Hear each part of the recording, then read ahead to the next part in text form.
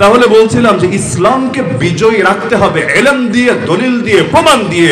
এই লাইনে কোনো আপোষ করা যাবে না।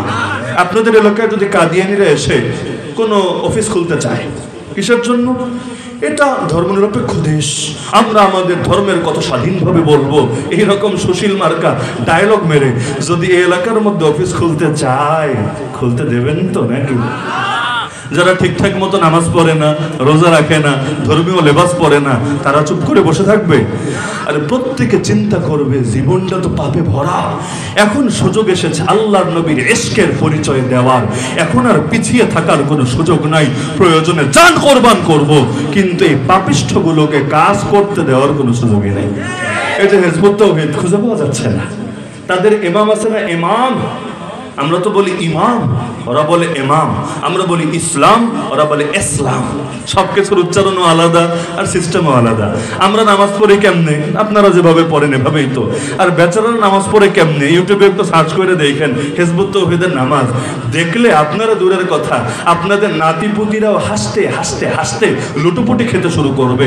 এমন নামাজের নামাজ, এই স্টেজের উপর পড়লে স্টেজ হয়তো ভেঙে চূর্ণ বিচূর্ণ হয়ে যাবে।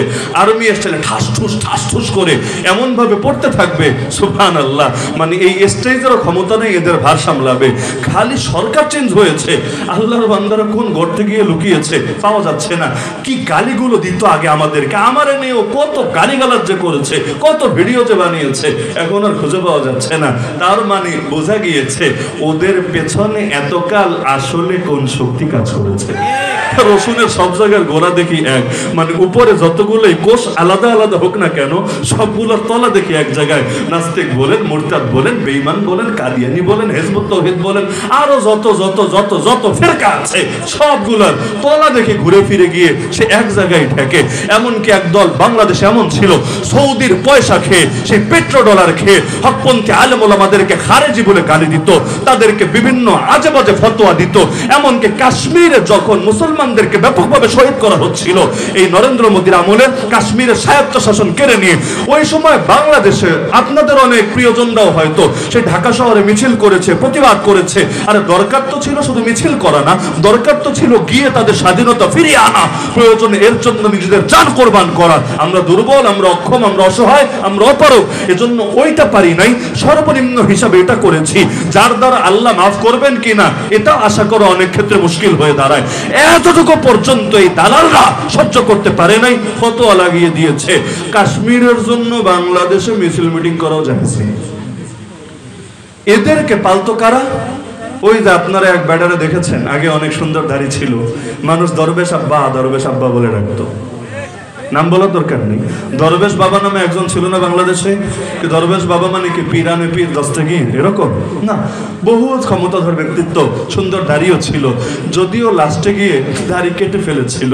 এমন কাটা কেটেছে শুনেছি, আমি তো আর দেখার সুযোগ হয় নাই, শুনেছি যে কোস্টগার্ড যখন গ্রেফতার করতে গিয়েছে তারে চিনতেও পারে নাই, আইনমন্ত্রী চিনে ফেলেছে আনিসুল হকরে দিয়ে, চেহারা তো মার্কা মারা, দেখে চিনেছে, খিরে মালবাড়া কই যাস তুই, চল তোরে লয়ে যাই। এখন সে নাকি ধরা খাওয়ার পর চিন্তা করেছে, দুইজন ছিলাম একসাথে, একজন ধরা খাবো কোন দুঃখে, সে বলেছে আমারে নিবা নেও, এই যে বসে আছে সে তো দরবেশ বাবা, তাকে রেখে যাচ্ছ কোন দুঃখে। ওরাও অবাক, দরবেশ বাবা নুরানি চেহারা ছিল, কি বিশাল বিশাল সাদা শ্বেত শুভ্র দাড়ি ছিল, কিছুই তো ঠিক নাই, এমনকি কোনো কিছু তো মিলও পাচ্ছে না। তারপরও তার কথার ভিত্তিতে কাছে গিয়ে দেখে, হ্যাঁ এটা তো আসলেই দরবেশ বাবা। তারপর ধরেছে, বেচারা নাকি ভয়ে লুঙ্গি পর্যন্ত নষ্ট করে ফেলেছে। তো এই যে দরবেশ বাবারে এখন ধরেছে, এখন আবার শুরু নাকি রিমান্ডে পাল্টেছে। এখন রিমান্ডে গিয়ে বলছে, আমরা তো আসলে ছাত্র আন্দোলনের পক্ষে ছিলাম, আমরা তো ধোয়া তুলসী পাতা, খুব ভালো মানুষ, কিন্তু আমাদের নেত্রী আসলে আমাদেরকে বাধ্য করেছে এই শয়তানিগুলো করার জন্য। কিয়ামতের দিন যেমন সবাই সুফি সাজবে, বলবে আল্লাহ আমার মতো ভালো মানুষ কি দ্বিতীয় আর পাওয়া সম্ভব? আমি না অনেক ভালো, খালি দুনিয়া তুই তো শয়তান ছিল না আজাজিল ইবলিস, ও আমারে পাপের পথে চালিয়েছে, সব দোষর। আমি তো একদম যুগের হাসান বসরি, ও না থাকলে আমরা কোনো পাপই থাকতো না। এই টাইপের ডায়লগ মেরে আল্লাহর কাছে যেমন মুক্তি পাওয়া যাবে না, দুনিয়াতেও আকাম কুকাম পর এদিক সেদিক দোষ চালিয়েও কখনো মুক্তি পাওয়া যাবে না। এইরকম বিভিন্ন জায়গা থেকে ক্ষমতার পাওয়ার নিয়ে বহুত ফতোয়াবাজি করত। এখন কই গেল সেই ফতোয়াবাজি? এই যে মানুষ মিছিল মিটিং না, পুরো দেশটাকে অবরোধ করে রাখলো, গণ অভ্যুত্থান ঘটালো, গণ বিপ্লব ঘটালো। আরে বাপের বেটা হলে পারলে ফতোয়া দে, এটা নাজায়েজ ছিল, হারাম ছিল, বেদাত ছিল। তখন দিবে না কেন? কারণ জানে পিঠের চামড়া আস্ত থাকবে না। এতকাল হুজুরদেরকে গালি দিয়েছে, জঙ্গি বলে, খারেজি বলে, কত কিছু বলে। কারণ হুজুরদের তো ক্ষমতা নাই, জানে গালি যতই দেই হুজুরদের করার কিছু নাই। এখন দিবে না, কারণ জানে গালি দিতে দেরি, পাবলিক ওর চামড়া খুলে জুতা বানাতে দেরি হবে না। তাহলে সুতরাং ইসলামকে দলিল প্রমাণ দিয়ে ইলমি ভাবে জিন্দা করতে